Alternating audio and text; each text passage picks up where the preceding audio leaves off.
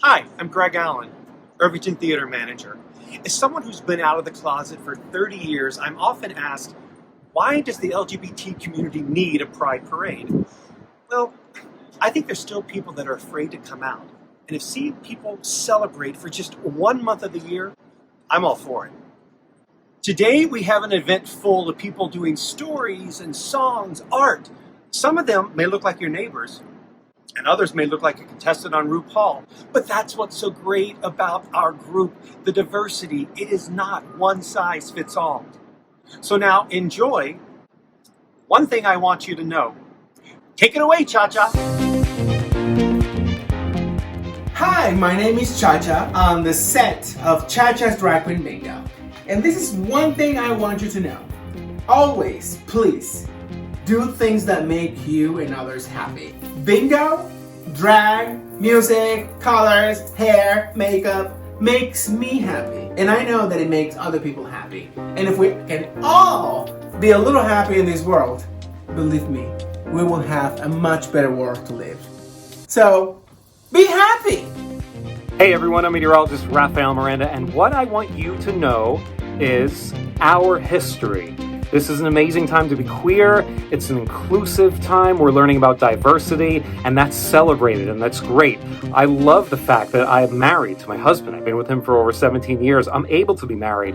We have an amazing son who's going to be 4 years old. I'm able to be openly gay on television, on the news, in New York City, where I can talk freely about my husband and our son. These are things that are possible now, and they seem normal, but even a few years ago, none of this was possible, so we should not take them for granted. So what can you do? You can know your history, educate yourself, learn about the pioneers of the struggle, learn who Audre Lorde was, James Baldwin, David Mixner, Harvey Milk, the struggles that they endured so that we can have the freedoms and the rights that we have now. It's important to keep that perspective, so I encourage you to know your history. When I was 13 years old, I remembered having a crush on one of my girlfriends and thinking, what's wrong with me? Why do I want to kiss this friend, this girlfriend? And that really started my journey to figuring out who I was and what it meant to be a gay young person. And this was many years ago, before it was acceptable in this country to be out and proud. I was in the closet for many, many years. When I went to law school, I was in the closet. When I took on my first job as a prosecutor, I was in the closet until someone had the courage, a friend, to take me to lunch and ask me if I were gay. And I confided in her, and I told her the truth. And it was a game-changing moment for me, because in sharing who I was authentically with a colleague, I realized that it didn't matter to me anymore if people liked me or didn't like me because I was a gay woman. What mattered was that I was being authentic and true to myself and bringing my true self to my professional work. And it was a game changer because I then realized that I would be so much better at my work as an advocate, as an activist, as a lawyer, if I did bring my whole self to my workplace.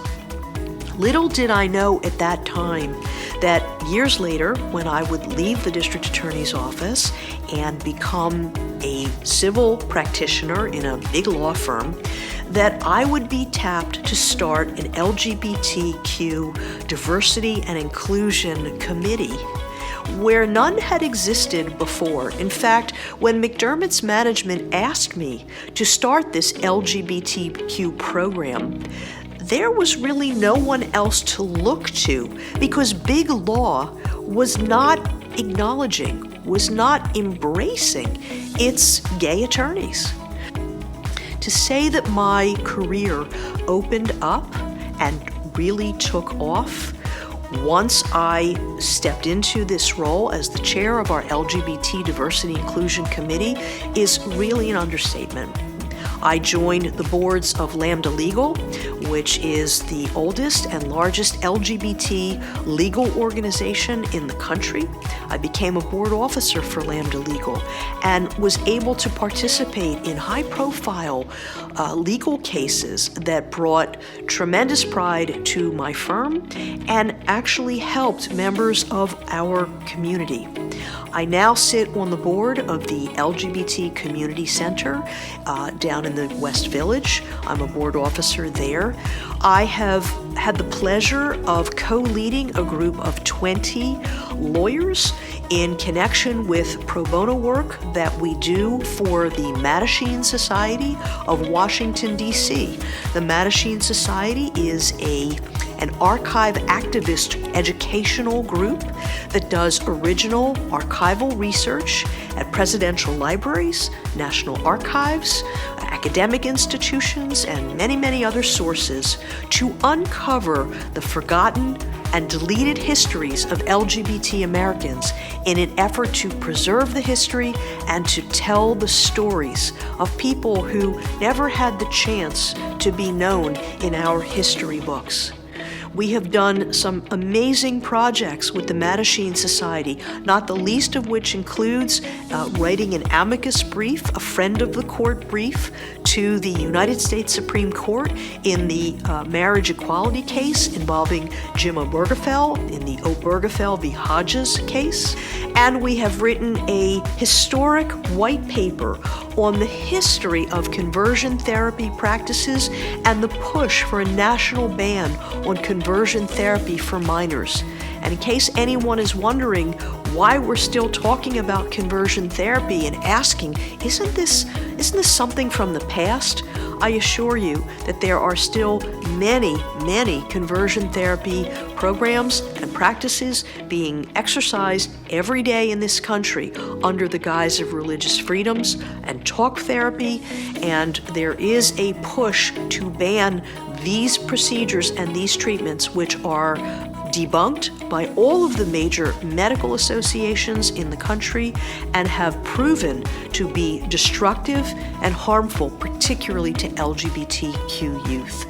I could go on and on about the world of opportunities that have opened up for me, for my colleagues, for my law firm, and for the broader LGBT community as a result of that initial decision to come out and to be myself and to bring the best of myself to my work. If it's safe to do so, and I realize that it's not safe for everyone, find support. There are wonderful resources across the country, PFLAG, the Trevor Project, the Mattachine Society of Washington, D.C., Truth Wins Out, Lambda Legal, HRC. There are just countless organizations that are committed to full LGBT civil equality and are there to help and to guide you through what can be, at times, a difficult process. But I urge you to find the strength, to find the joy in coming out and making your contributions to our country and to our community. Thank you. Happily ever after doesn't just happen in fairy tales. It also happens in the lives of gay men. Here's an excerpt from a new opera, The Pleasing Recollection, which really does have a happy ending.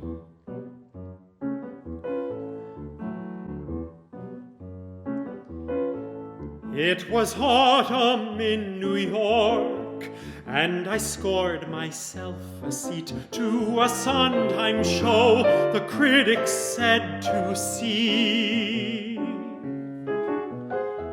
With the intermission on, I ran out to use the John, finding Leonard Bernstein next to me.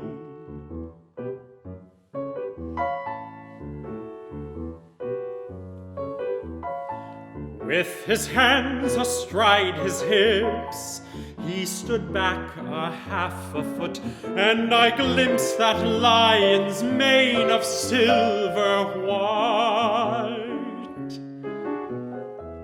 As he held himself quite tall, I could hear a waterfall. Mr. Leonard Bernstein, pissing to my right. Happy Pride, everyone. This is Jim Obergefell of Obergefell v. Hodges, the landmark Supreme Court marriage equality case. I wish all of you a very happy Pride. I hope you spend time with your loved ones and celebrate the amazing progress we have made as a community towards truly being part of We the People. But remember, we're still not fully equal in these United States. So I hope if you ever find yourself in a situation where you can fight for what you believe in, what you truly think is right, I hope you'll do that. After all, that's what my late husband John and the other plaintiffs in Obergefell v. Hodges and I did, and look what we were part of.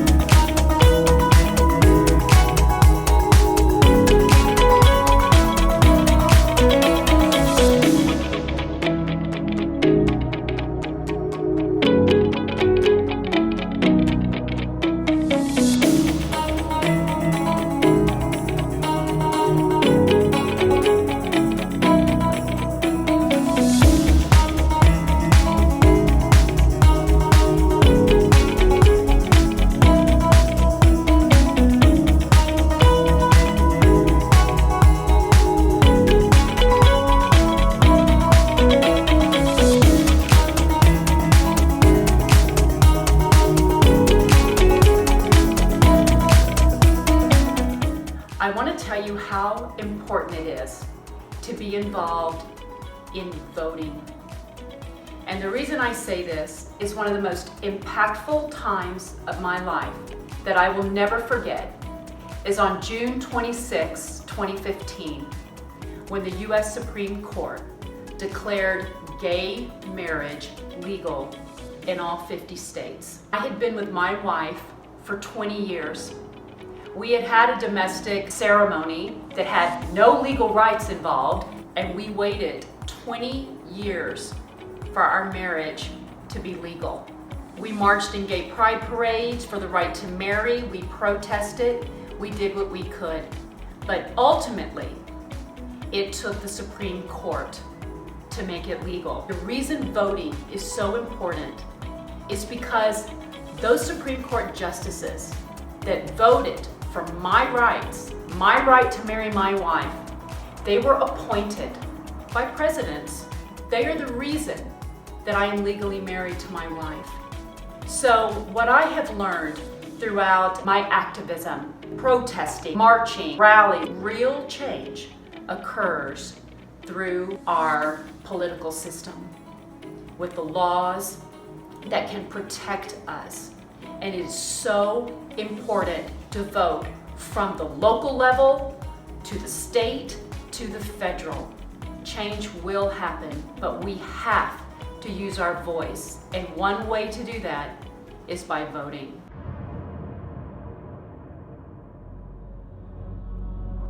We're not the same. We don't all wear uniforms that makes us the same. We are an individual with minds and feelings and thoughts that are distinctly ours. And when we share it with others, as far as love is love and hate is hate. But as long as love will always conquer hate. And most women of color, trans women of color, I felt safer much more back then than I do today. You know, they're wasting their minds by all this hatred and all this negative energy when there's so much beauty out there. Just being accepted, not tolerated, accepted. I'm here. I'm not going no place. We've always been here.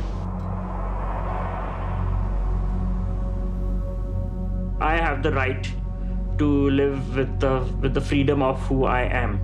And that was one of the biggest reasons which made me come out and become the first member of a royal family to come out openly as gay. All I remember was his arm went right around my neck and he threw me into a blood chokehold.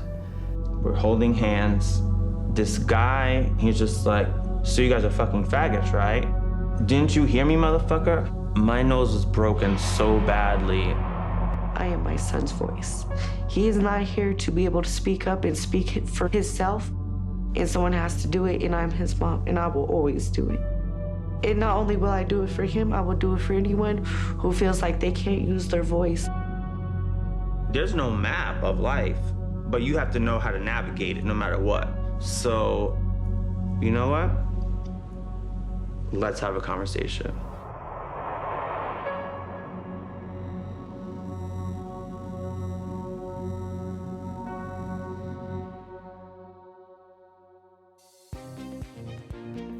Hi, my name is Mark, and the one thing I want you to know, it's never too late to follow your dreams. It took me a long time to learn that. At 32, I came out of the closet. I left home from New Jersey, moved to California, took on a whole new job, a whole new life. Something I had only dreamed about, I didn't believe it was possible. And it took me many years to figure out that if you believe it and you see it and vision it, you can create it. And I created a life for myself as a gay man, having come out of the closet very late in life, that I couldn't have imagined as a child. That led me to some of the most amazing experiences I've had. And the thing that I'm doing now, in my 50s, is producing my first documentary, something I never thought I would ever do. So speak your truth. My work is reflective of past and present civil rights issues and equality. I have learned over the years that the arts at times has the unique ability to cross religious and political boundaries with ease, and can open closed doors to much needed conversation and understanding when other means fail. Through our talents and skills, we all have different voices, yet our message is united and clear. We are strong, we are proud, we are loved, we are seen, and we will not be silenced, for we are perfect just the way we are. Hi there, Cookie Fortuna here, former queen mother of the Denver Cycle Sluts number 15. And there's one thing you ought to know. I am a cisgendered, bisexual, pansexual male who's married. I'll tell you what, in order to come out to your own wife, you've got to have open communications. Be honest with yourself. It took me 40 years to finally figure out what this was. I can remember my first Pride. I was so scared, but it was so exhilarating. It's never too late to be honest with yourself, to really come out and be truly who you are.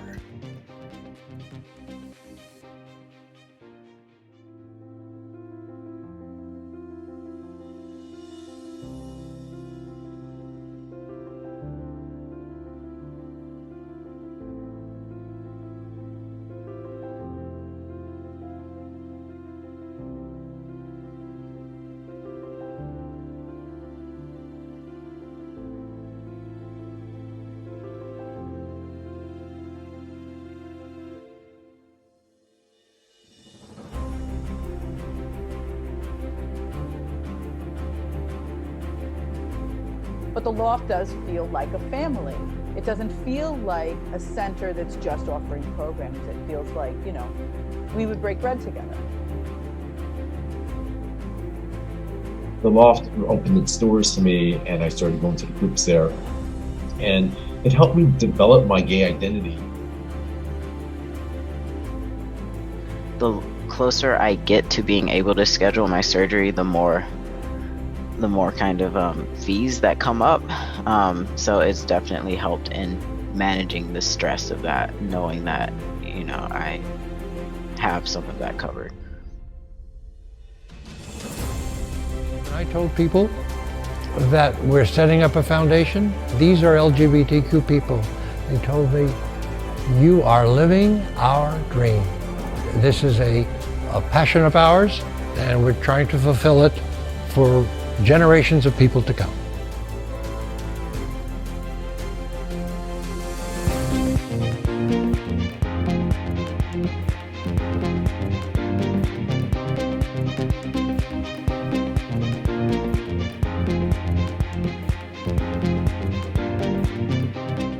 Hi, happy Pride 2021 to the Irvington Theater from all of us here at the Stonewall Inn.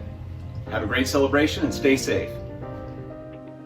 I don't think I can do this. I would want you to know that you can do anything. You can be anything. The journey that I've been on is realizing that I cannot hide anymore. I can't play small anymore. The universe will not let me. When I try to hide, they start knocking. If I don't listen, they knock louder. Maybe you can relate. Maybe you can't yet. Maybe you're still hiding. It won't be for long. They'll come for you. They'll say, let's go, it's time. And right now it's my time to come out of my shell. My artwork I've just done for myself my whole life and maybe showed to some people here and there, and I just want to share myself with the world, and I guess that's something that a lot of artists go through. I came out once at 21 as a lesbian, and now I'm coming out as an artist. My self-portrait, my monkey with my heart, that kind of sums a lot up for me. That monkey really shows me scared, but opening up my heart and taking the walls down. The monkey's holding a rose and a knife, symbolizing that we are either doing things in love or we're doing things in fear. And it is a daily practice. I would just want you to consider doing something for yourself today, and consider being worth coming out and living life instead of hiding from life. Just going for it, doing it now. See what happens. Hello, darlings. It's Misconception from Toronto, Canada, and tonight I want to sing a fabulous little song from you called Hello, Dolly. Well, hello, Dolly. Well, hello, Dolly. It's so nice to have you back where you belong. You're looking swell, Dolly. I can tell, Dolly. You're still growing, you're still growing, you're still going strong. I feel the room swaying for the band's playing one of my old favorite songs from way back when. So golly gee, fellas, find me and empty me, fellas. Dolly, you'll never go away again. Well, hello, Dolly. Well, hello, Dolly. It's so nice to have you back where you belong. You're looking so well, Dolly, I can tell. Dolly, you're still overjoyed and overwhelmed and overwatched. I hear the room swaying for the band. Oh girl, it's playing. One of my old favorite songs from way back when. So wow, fellas. Look at this old girl now, fellas. Dolly, you'll never go away again. One more time. Well, hello, Dolly. Well, hello, Dolly. It's so nice to have you back where you belong. So golly gee, fellas, find me an empty knee, fellas. Dolly, you'll never go away. Dolly, you'll never go away. Dolly, you'll never go away again. Oh my darlings, love Misconception. Stay strong and have a fabulous Fabulous Pride! Hi, my name is Jessica Weissbuch, and I am one of the co-founders and directors of Brave Trails. Brave Trails is an LGBTQ leadership youth and family organization. One of our main focuses is our Queer Youth Leadership Summer Camp. And really what that means is that we're part fun traditional summer camp where we have archery and swimming and arts and crafts and theater and dance and all that fun stuff, of course with a queer twist. Then we're part Leadership Institute where we help teach our campers leadership skills to take out into their own community. They range from traditional leadership like public speaking and things like that, all the way down to holistic leadership where they learn about mindfulness and meditation and mental health and have discussions about their own personal identities and things like that. They also are able to learn about their rights and how to fight for them in their schools and in their communities. One of our main programs is our Passion to Action program. It's all about teaching the campers how to really tell their own personal story with passion and to take action in their own communities. We always say that Brave Trails is just the start of their journey, and we expect them to really take their skills back to their community and make change, create activism in their own worlds. So when I think about the other 11 months of the year for the business community, those 11 months that are not Pride Month, I think about a quote that I heard from the first Black woman in space. Her name was Mae Jemison. And she said, the future didn't just appear, it was created. And so let's continue to create in those other 11 months. And then when we get to June, let's celebrate. The thing I wanted to say about the LGBTQ plus community is, let's be nicer on social media. I mean, we have great sense of humor and we will clap back and go for the jugular. It's one of the things we have had to learn to do. But social media is a different animal, and when someone writes something nasty to you, just delete it and block it. Save your good-natured sense of humor for your friends at a party. Because when you feed that hate, you're feeding the monster that has kept us down all this time. So let's just be a little nicer. Happy Pride. Hello, I'm Kevin Spiritus, one of the co-creators and stars of the 6-time Emmy Award-winning series After Forever, now streaming on Amazon Prime. Here's what I know. If you want to tell a story, if you want to create content, make sure it's from your heart, that it's honest, and that it's personal. You can't go wrong. My late partner, Michael Slade, together he and I thought it might be a good idea to start telling stories about gay men over 30, to share experiences from both of our lives, and what it ended up creating was a story about love and loss and new beginnings.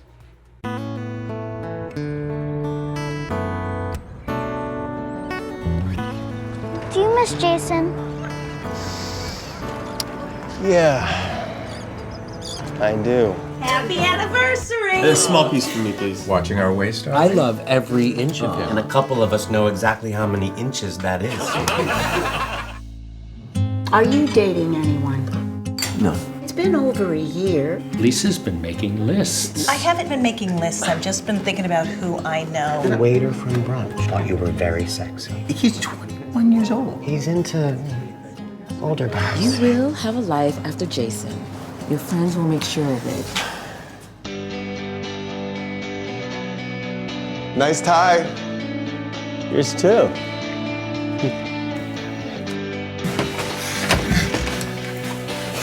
You up? There's this writer I've been working with. He's super hot.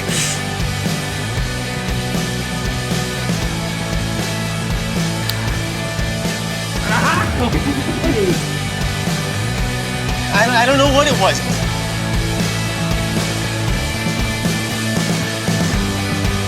That's what's fucking selfish, Brian.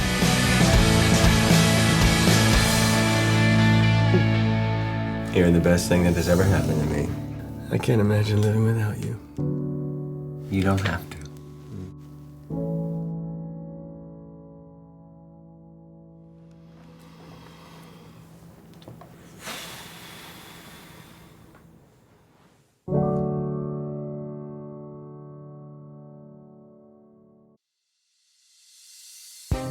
One thing I want you to know is that love takes shape in a myriad of ways.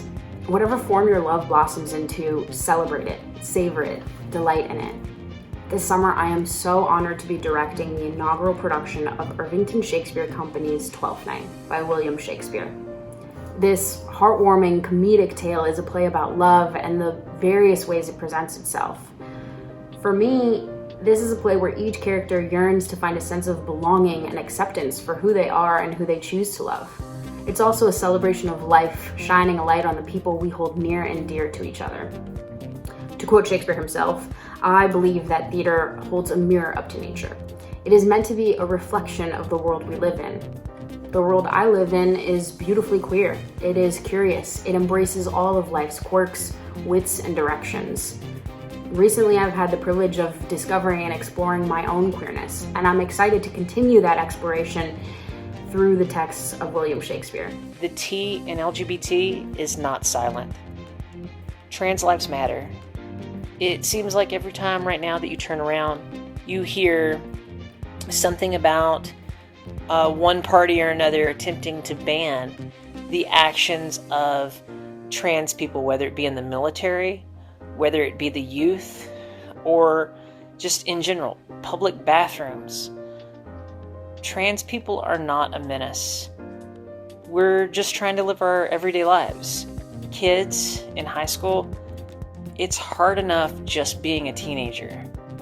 They don't need to worry about what legislation is doing to attack them, to stop them from being themselves, for stopping them from being on hormones or hormone blockers or being in sports or anything else. Currently, we have 15 states that are legislating for laws against trans people, most of them against trans youth. We need to do something about it. We can do better. What I want folks to know and to be thinking about is that as humans we have all these contradictions, and they can certainly be challenging, but they also have significant value and can be a major foundation for individual and community betterment. We have to hold each other accountable while also having space to make mistakes and being uncomfortable and take that correction and reassess and readjust as needed. And this really requires real relationships in order to navigate all of those contradictions. We have this idea of found family and in-your-face advocacy and calling out hate and violence while celebrating all love and demanding privacy and autonomy and access. Our community is a diverse one, full of beautiful contradictions that need to be applied to the wider world. And we must recognize the talents that are in our local communities and how to utilize them so that we can address those systems that have typically accentuated those differences to sow division, and instead of playing them up and utilizing them in a way to actually solve problems and create more joy.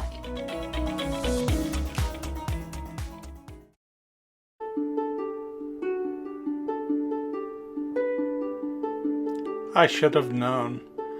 I knew I was different, but wasn't, as the Southern say, sissy. That's my confusion. After 13 years of marriage and raising a family, things got rough. I tried my best for the next 12 years, but it was no help. Before the divorce, I saw a new style of TV show and was a little startled yet relieved that I saw characters that I identified with greatly. After the girls were grown and gone, we divorced, not because of the recognition, but there was nothing left. Fast forward 5 years and my first grandchild was born. I was happy to see something wonderful that could possibly come from my daughter's long addiction issues. Her troubles, sadly, only continued after he was born. In an effort to help, I would watch him while working from home in order to help them get their lives together.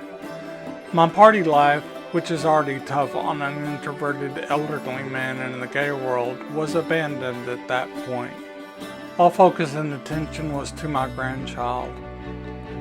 His parents situation worsened, leaving the child in my care, we went everywhere, often including his stepbrother.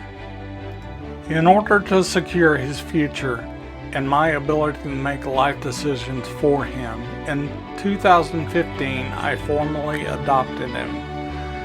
Later that same year, we visited Disney World. Also later that year, I suffered a devastating stroke, but recovered, regaining only a limited use of my right side. Even with the limited use, I decided to rekindle a dream of travel. So I bought a travel trailer.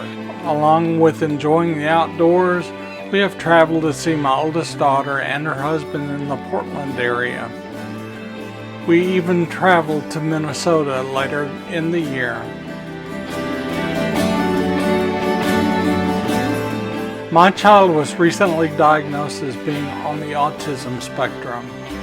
While that presents its own set of challenges, we will make it just fine.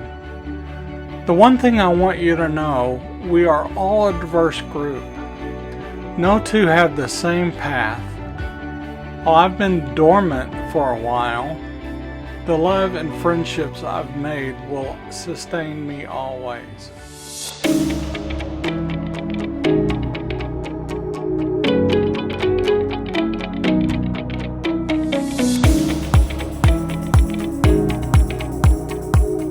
Hi everyone, happy Pride. I'm Morgan Beaucher, author and illustrator of comic What's Normal Anyway. It's vital, it's so important to be able to hear and understand what others go through in the LGBT world, because that's what gives us power. It took me 23 years before I came out and began transitioning because I just didn't have the information.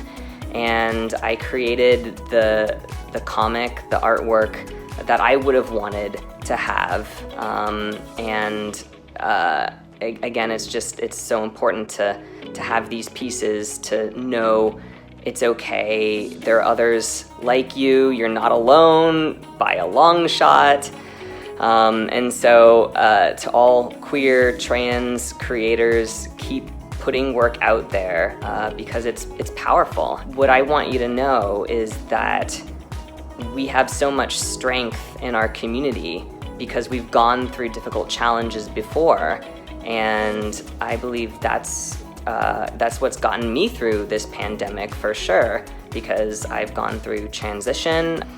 I understand what it is to grieve loss and be afraid of the unknown, but also get to the other side of that too. I know that there is an other side, and it's through the supports of our community and friends and loved ones and the sharing of art that gets us to that other side.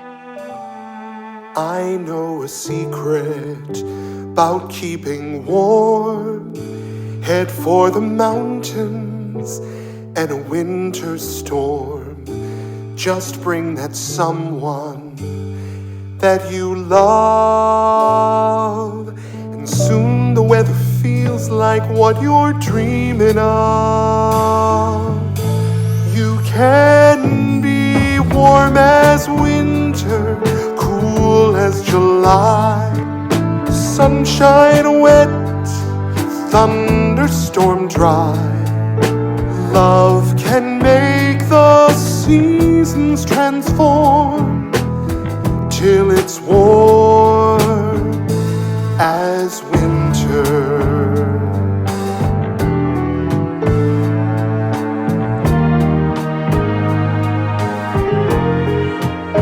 I once was stranded, trapped in the gale. I had wrapped myself in winter's veil.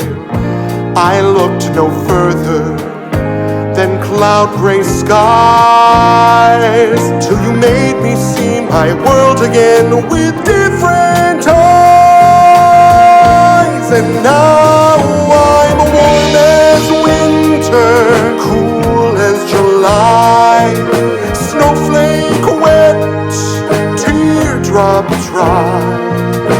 Love worked wonders, true to form. Now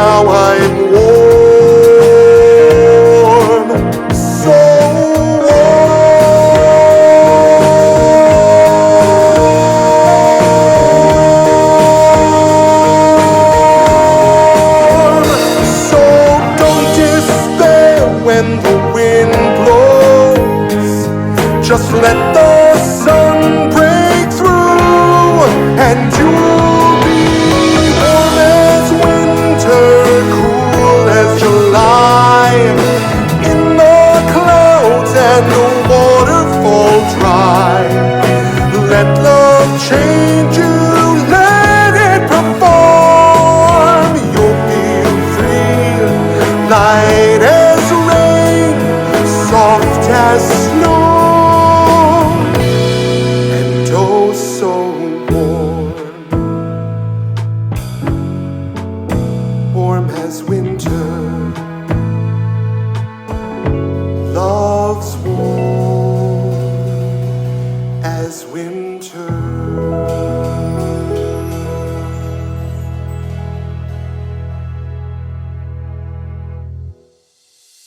Hi, it's me again. One thing I want to talk about is closets. We've all heard stories of people coming out of the closet. I had my own over 30 years ago. Sometimes people go back in for different reasons. It can be family or work or religious affiliation. For me, I had a self-imposed one.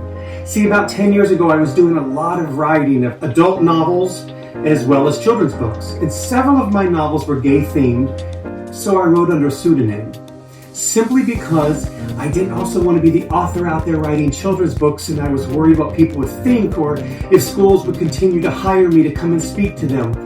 Well, it wasn't until a few years ago I wrote a play called Hiding in Daylight, which turned into a short film, and it played at the American Pavilion at the Cannes Film Festival and in festivals all across the country. But the premise of that story was about gay people having to go back in the closet because it was illegal to be gay. It suddenly dawned on me that why was I doing this? Why couldn't I fess up to all those books I had written and won awards for as the pseudonym? So I finally said, hey, come out of the closet again. I'm Greg Allen, author, aka Drake Braxton a few years ago. But for all of you, I say, don't let that closet call you back in. Stay out! The trailer that you're about to watch is for my first feature film, Rainbow's End. My production company is called Half Jack Generation, and it's all about films elevating consciousness. This film is the first showing of that. A film that instead of fighting the world to get what you want, it teaches you to look inward, find self-respect, self-value, self-love, and that's how to conquer the world. It's about a lesbian couple who, back in the 90s, adopt a young boy named Beau. His behavioral issues escalate quickly. They find out that he has 47XYY, which back in the 90s was a very misunderstood diagnosis. Very much like being gay was, which is why I felt putting 47XYY next to lesbian parents was the perfect foil. It allowed these characters to explore how society forced them to be a certain way, and they broke out of that mold, the same way that they're forcing their son to behave a certain way, as he breaks outside of his mold and finds his own place in the world. Our film is available exclusively on Lesflix. Enjoy. We're ready, right? Ready's for people who wait too long. I don't know how Hannah thinks she has time to be a mother. Rainbow. Perfect, don't you think? Rainbow's cute. Two lesbians with a kid named Rainbow and a cat. You're the modern day picture perfect family. How's everything with Beau?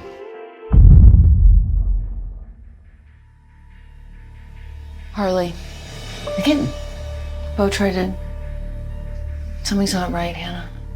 Beau's detached behavior does fit right in with my findings. He has an extra Y chromosome. Some research suggests that this extra chromosome may actually predispose boys to aggression. Mayor Driver? What boy doesn't have a tendency toward aggression? Is it still there? You're fired. What's in here, babe? Do you love any of it? All I ever wanted was to live with you and our family in a little apartment until we had enough money to afford that cabin. All of this was for you. My safe spot was always us. What?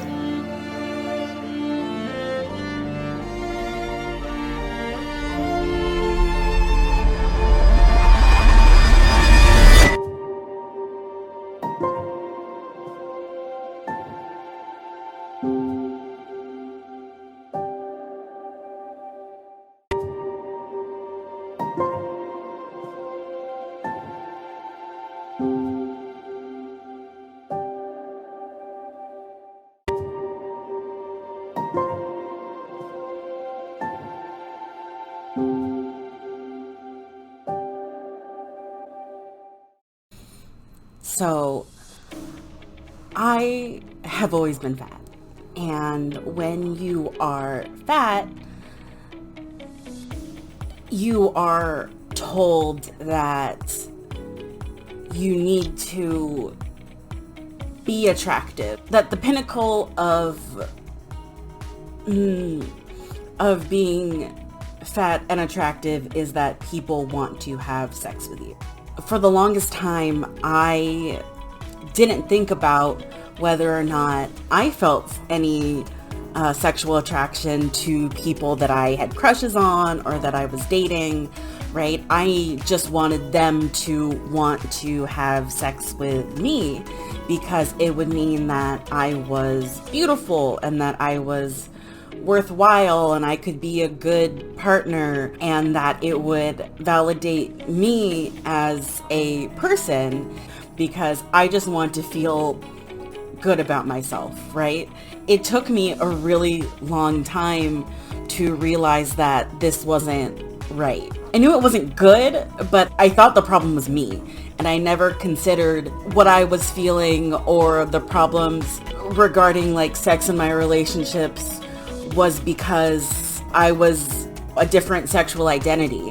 I just thought that like I needed to try harder or do something like that. And so when I finally met another ace person online and learned about asexuality and the many different ways it can show itself, it can be felt, it can be seen, it clicked in my head. And that wasn't until I was 28 years old. And at the time, I had just gotten married. That realization and reconciling that with my relationship and my needs about sex with my spouse, that actually was a large part leading to our divorce. That's okay, because for the first time, I was really thinking about what I felt comfortable with, what I wanted. It was really freeing to be able to think that nothing was wrong with me and that other people felt this way. It has definitely changed my life. So I'm still learning a lot about it and how it works within relationships. Also that sex isn't the end-all be-all in romantic relationships. Hello everyone, I'm Gustavo. My pronouns are he, she, or they, and they. And I was born in Colombia, Cartagena, Colombia. And I'm living right now in Gainesville, Florida. It's difficult to be a queer, brown, MB, non-binary. Genetic-wise, whenever as soon as I started doing the tea for a long time, I wrote this thing and I became a little bit more hairier than I was, same as the boys, it just went down. And beside that, the color of my skin opened, I shouldn't say open, more doors than many of the other people of color had. So essentially, and I always acknowledge that I abuse on some extent what is to go as white passing, even if I'm far away of being one. People look at me less, but I understand. Living openly and authentically, it has their moment that it can be really hard to live free and be yourself and to understand your rights as well. The world is changing and we are part of that change right now. Peace out.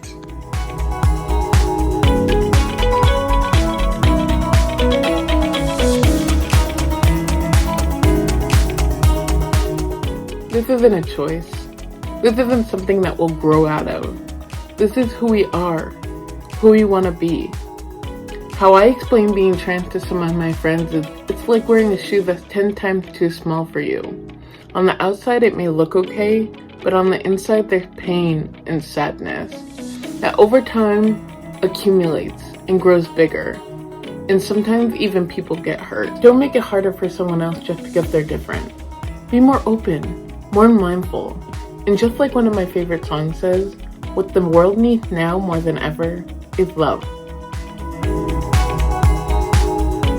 My name is Sergeant First Class Freyaeccles. I've been serving in the Army since January of 1999 when I enlisted into the Army Reserves to be a construction engineer. I only spent about 5 years as an engineer though, because during my first deployment I was in Iraq for the invasion, and 11 months into our deployment I was injured and had to be medevaced out of theater. This caused me to have to rethink my entire career path with the Army. I decided that my career with the Army was more important than my desire to be an engineer. I looked at my options, chose to become a medical laboratory technician.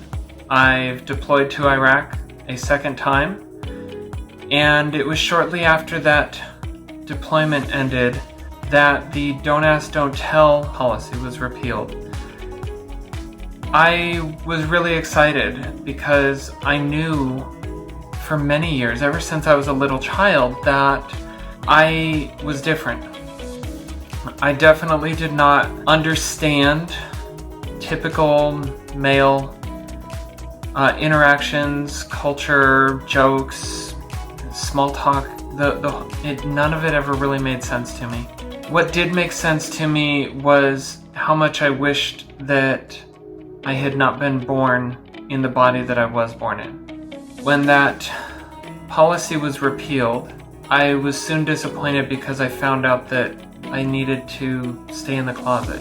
And it wasn't until 2016 that the repeal of the ban on open service for transgender individuals did come about. For me, at the time, I was in the process of moving from South Korea back to the United States. I was set to be an instructor teaching medical laboratory science to young soldiers and sailors at the U.S. Army Medical Center of Excellence. I took until 2018 before I was ready to come out and share my authentic self with my leaders and my coworkers. I wasn't sure how they would receive me.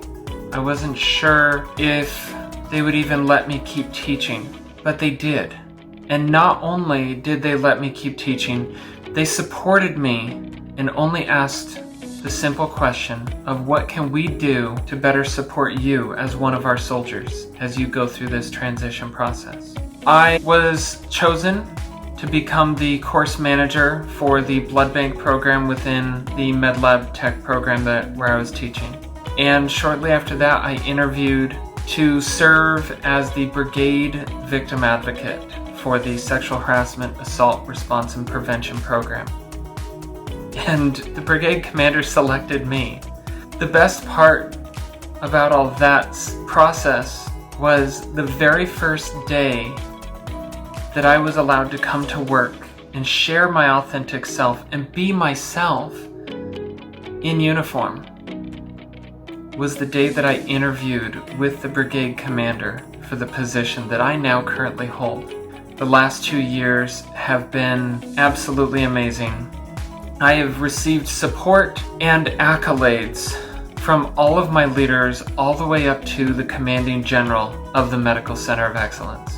I definitely feel that I am very blessed and lucky because in addition to how well my transition process has gone on the military side, my kids have supported me through all of this. And now I'm married to an absolutely amazing woman, Catherine Goldston, who is a staff sergeant in the Texas Army National Guard. Between the two of us, we have 4 children, and when all 4 kids are with us, it's quite an adventure. I definitely look forward to continuing to serve with the Army and all the adventures that I get to have with my wife. Hi, I'm Gary Hilborn, and the one thing I want you to know about the LGBTQ community is that we are comprised of people from every walk of life. And while I can't speak for everyone, I think I can say that we pretty much just want to be loved and accepted for who we are. Hi everyone, we are the Boston Gay Men's Chorus. We whipped up a little gaga for you today to say we love you just the way you are. Enjoy, be safe, be happy. Now, let me slip into something a little more comfortable.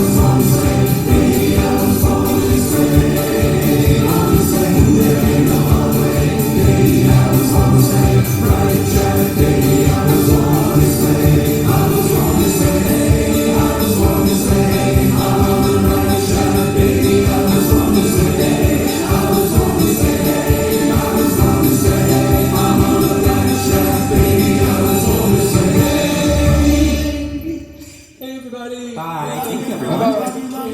Happy Pride. Be safe.